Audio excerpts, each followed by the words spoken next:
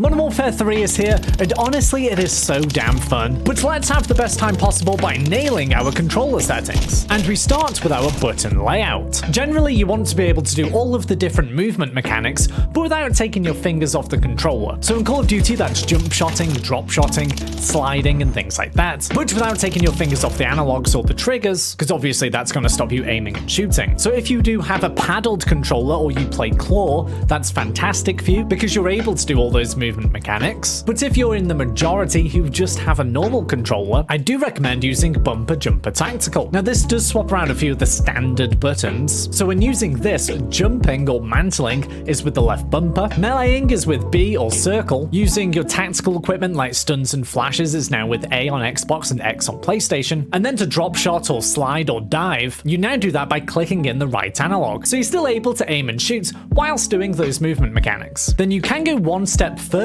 by flipping your bumpers and triggers. So obviously at the moment shoot is with the right trigger, but you can make it so now it's the right bumper, and the advantage of that is that it means you can shoot just that millisecond quicker, because ultimately you can click a button in quicker than you click a trigger in. But for me that just throws things off a little bit. Then the next important setting is around the dead zone inputs. For this setting I always say you want the minimum stick dead zones as low as they can go until you start getting stick drift. So ideally these would be on 0, but for most people you are going to get just a little bit of drag on your analogs, and obviously that throws off your aim. So if you are getting a little bit of stick drift, I recommend just putting this setting up by 1, going back into the game, seeing if you still got stick drift. If you have, go back, put it up by 1, and then continue doing that until you stop having stick drift. But you do want to make sure this setting is as low as it can go though, because you want the reaction on the screen with your character to be almost instantaneous with your movement on the sticks. If this setting is too high, you are going to get a little bit of a delay. Then as we come across to the aiming tab, we do have stick sensitivity. Now this is kind of the opposite of dead zone. You want this as high as you can go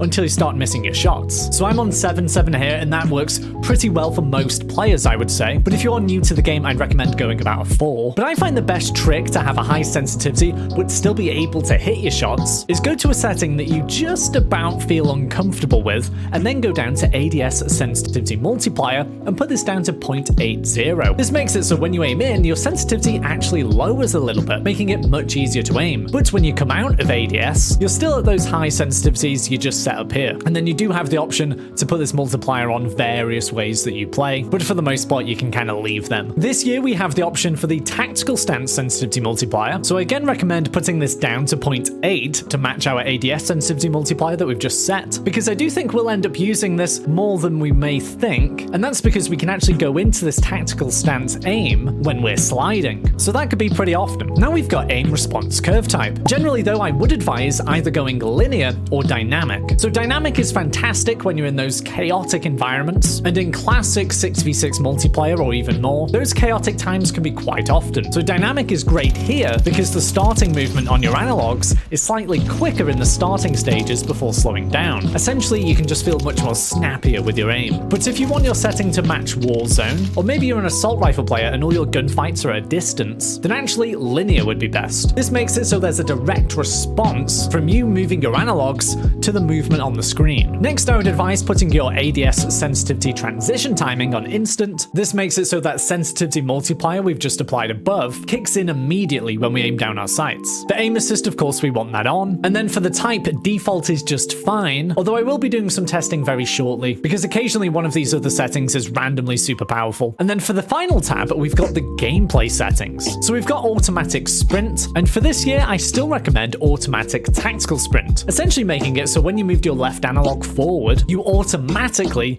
go into a tactical sprint, so you get that super quick movement around the map, and it can just help you moving away from being shot. Then for all of these mantle settings I recommend switching them off. If you have them on or assisted in any way, I find that the maps become a little bit sticky, so when you're trying to jump shot someone or you're trying to do something specific with your movement, the automatic mantling will kick in and you'll start climbing over something you don't intend to. That can slow you down, be annoying, and and ultimately get you killed. Then for slide and dive behavior, there's a big change this year compared to Modern Warfare 2. So on Modern Warfare 3 this year, sliding is a lot more powerful. Not only is the mechanic much quicker than last year, we can also shoot while sliding. So really you want to prioritize this over diving, which is the opposite of last year. And actually we can go one step further, and that's if we use the setting slide only. So here it just disables the dive completely. And that's not going to be for everyone, I admit. But if you do want to focus on improving your movement, or at least taking advantage of movement, I think slide only is actually great. So this makes it so you just have to tap your button to go into a slide, but of course then you only have to tap it to stop sliding. So it is a kind of slide cancelling mechanic that you can do very easily with this setting. Of course it's not as powerful as Modern Warfare 2019, but it's still very useful all the same. For parachute auto deploy, only some game modes will have this, but I still recommend putting it off if you do end up playing those modes. Again, you just want the most control over the mechanics the game offers. And as we see with Warzone, when you turn this setting off,